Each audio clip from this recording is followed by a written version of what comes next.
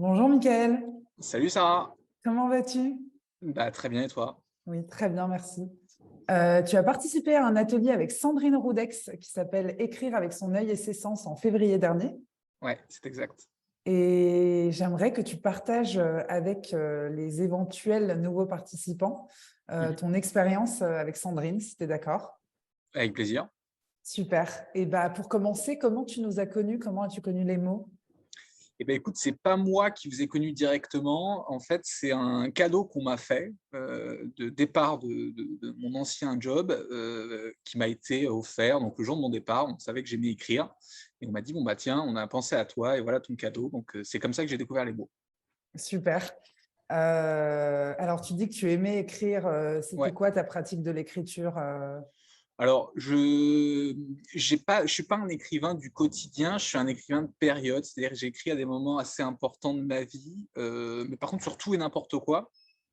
J'aime surtout écrire quand je pars en voyage ou sinon quand je vis des événements un peu loufoques, un peu particuliers. J'aime bien me mettre dans un coin un soir en rentrant et puis mettre en forme ce que j'ai vu ou ce que j'ai vécu. Et c'est pour ça d'ailleurs que en fait, cet atelier m'a plus parlé que les autres parce que j'écris dans une logique un peu passionnelle, si je puis dire. Donc je trouvais ça assez, ça faisait sens par rapport à ma pratique d'écriture.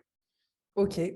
Alors, est-ce que du coup, tu peux nous en dire un tout petit peu plus sur ton choix d'atelier? Parce que j'imagine que le cadeau qui t'a été fait n'était pas dirigé vers l'atelier de Sandrine. Et Non, pourquoi cet atelier t'a appelé? alors pour plusieurs raisons. La première, c'est comme je te l'ai dit, en fait, j'écris parce que j'ai un lien assez passionnel avec l'écriture et surtout, j'écris sur des situations que je vis ou des moments que je vis. Donc, c'est que du ressenti. Et donc, moi, j'avais envie de mettre ce ressenti plus en forme, déjà, parce que l'objectif, quand même, inavoué, mais que je dois vous dire, c'est que c'est un jour, c'est de publier quelque chose, j'espère. Donc, potentiellement, c'était déjà de structurer un peu mes ressentis dans la manière avec laquelle j'écris. Et peut-être on l'évoquera, mais en tout cas, c'est ce que Sandrine nous aide à faire. Et puis, la deuxième chose aussi, c'est que c'est de mieux orienter ses sens dans l'écriture. C'est-à-dire que moi, dans la manière avec laquelle j'appréhende les choses, soit c'est très, très visuel, soit c'est très, très auditif. Mais le but, c'était d'avoir un capacité de mélanger plusieurs sens dans une écriture. Donc c'est notamment pour ça que j'ai choisi cet atelier-là, au-delà du fait que je ne connaissais pas plus que ça Sandrine Rondex, mais je l'ai appris à découvrir en voyant ce qu'elle avait produit. J'ai trouvé ça intéressant de pouvoir travailler avec elle. Ok, super. Est-ce que toi, tu avais des attentes particulières avant l'atelier ou pas du tout? Écoute, euh, pas vraiment. Je ne dis pas que j'avais pas d'attente, mais en tout cas, mes attentes étaient surtout dans la volonté de pouvoir structurer mon approche. Ok, Mais pas d'une approche assez scolaire, c'est-à-dire vraiment dans une approche très humaine de la chose, en disant comment on peut essayer de mieux structurer son écriture de par ce ressenti, en se dévoilant sans trop se dévoiler et essayer de jouer un peu sur ces côtés-là. Mais je ne peux pas dire que j'avais une attente à proprement dit, parce que je pense que je ne suis pas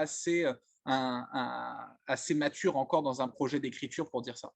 ok. Et est-ce que tu as trouvé chez Sandrine cette approche plus structurée justement dont tu avais besoin? Ah oui, tout à fait. Déjà, pour ceux qui souhaitent s'inscrire à l'atelier, il y a trois choses que vous allez voir qui sont assez marquantes. C'est que chaque cours est préparé avec des supports. Donc, on ne fait pas ça dans le vent, si je puis dire. Il y a soit des photos, soit différents supports artistiques qui viennent nous aider. Donc déjà, c'est vachement intéressant. Et puis, elle a une qualité, Sandrine, c'est elle est très accessible et elle est vraiment dans l'échange, quoi. Donc, il y a pas d'a priori à avoir sur quoi que ce soit. Et moi, le bénéfice que j'en ai tiré, le côté très positif des choses, c'est que Sandrine aime écrire sur les liens de la famille et écrire aussi en lien avec l'enfance surtout. Et elle pousse vraiment sur ces retranchements-là à rechercher ce qu'on appelle les digressions, donc toujours faire un lien avec soi. Et ça, c'est très, très intéressant, surtout quand on a envie de mettre un peu de soi dans son écriture. S'il y a des personnes qui souhaitent écrire sur autre chose que, je ne suis pas sûr que ce soit le bon atelier. Par contre, dès lors qu'on a une histoire personnelle importantes qu'on souhaite mettre à l'écrit, ouais, c'est typiquement le genre d'atelier vers lesquels il faut se tourner. Ouais. Ok, super. Et est-ce que tu pourrais décrire une session type avec Sandrine?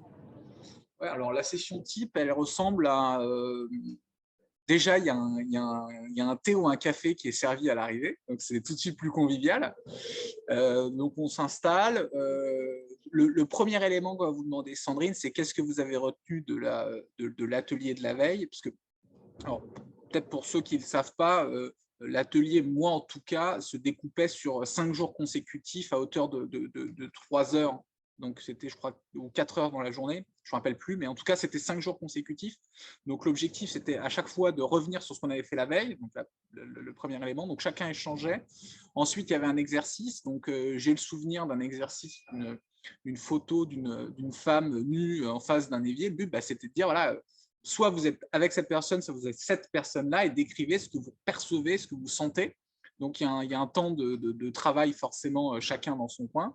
Et puis ensuite, il y a une session de mise en commun. Et c'est là, ça, c'est vraiment le plus intéressant pour le coup. Parce que ce qui est hyper intéressant, c'est le fait de se dire, moi, j'ai ressenti les choses ainsi, je les ai vécues ainsi, et je les restitue de cette manière-là. Et on est 6, 7, 8, 10 autour de la table, et chacun restitue les choses d'une façon totalement différente. Alors, il y en a un certain qui va être un ton d'humour, et puis ça va être assez drôle, d'autres qui vont mettre quelque chose de bien plus dramatique. Et c'est là où c'est vachement intéressant, et c'est là où on progresse vraiment, parce qu'en fait, c'est là où on aiguise son œil. Ok, super. Et puis moi, à la fin de cette… Et puis à chaque fois que quelqu'un donne son avis, enfin son récit, il y a forcément une phase où Sandrine apporte sa patte en essayant de donner quelques éléments qui pourraient améliorer le texte. Ok. Donc, si je résume, un temps de restitution de l'atelier de la veille, une proposition d'écriture, un temps d'écriture, un temps de lecture et d'écoute et un temps de retour de la part de Sandrine. Exact. Ok, super. Si tu devais décrire la pédagogie de Sandrine en quelques mots. Alors, je dirais que c'est une pédagogie déjà très basée sur l'écoute. Sur l'écoute déjà, parce que la première session, je me souviens, c'était se présenter et surtout comprendre pourquoi on écrit. Donc c'est vraiment soit sur son histoire propre, parce qu'on écrit tous avec des motivations diverses. Donc ça, c'est la première chose, et c'est vraiment ce qui la caractérise. La deuxième chose, c'est que je dirais il y a une rigueur dans la bonne humeur. C'est-à-dire que bien qu'il y ait un temps d'échange, bien qu'on rigole, etc., il y a quand même certains moments où elle va prendre le temps de repréciser certaines choses, dire non, non, mais là, tu vois, ce passage-là, j'ai trouvé ça bien, mais essaye plutôt de voir les choses comme ça. Et ça, c'est très appréciable. Parce que quand on est débutant ou quasi débutant, on a peur du jugement de quelqu'un qui a une expertise. Et là, pour le coup, il y a ce jugement-là, mais avec beaucoup de bienveillance. Et puis le dernier aspect que je pourrais donner sur un peu cette vision de travail-là, c'est qu'elle met toujours en relief un peu sa vision de la chose, ou tout du moins son œuvre, vis-à-vis de l'exercice qu'elle nous donne. C'est-à-dire qu'elle n'hésite pas à partager, elle, son ressenti et sa vision des choses.